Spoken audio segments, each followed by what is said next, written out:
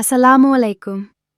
We often teach our children about Allah by pointing to His creation.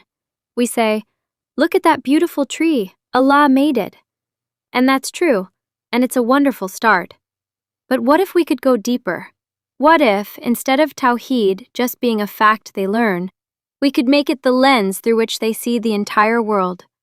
Today, in our second step on this compass, we're moving from teaching Tawheed as a subject to weaving it into the very language of your family's daily life. This is about building God consciousness, what we call taqwa, one conversation at a time.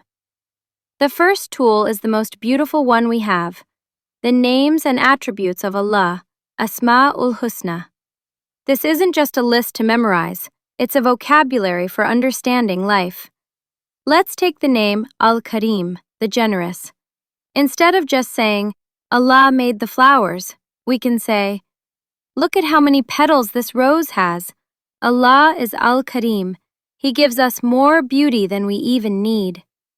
When they share their toy, "MashaAllah, you're being generous like Allah is Al-Karim."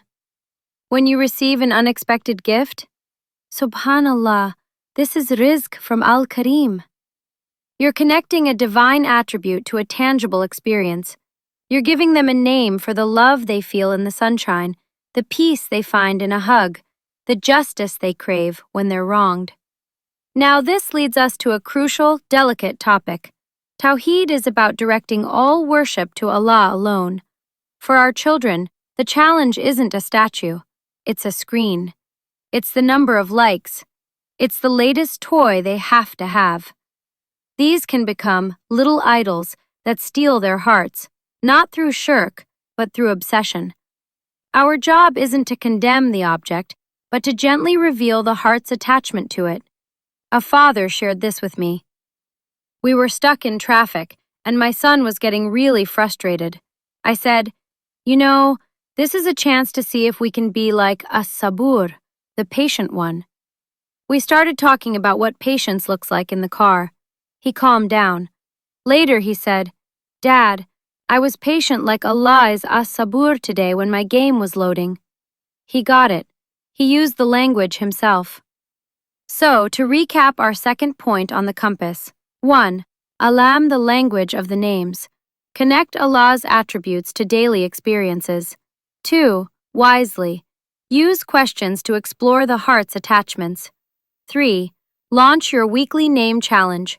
Pick one name, hunt for it, and try to live it.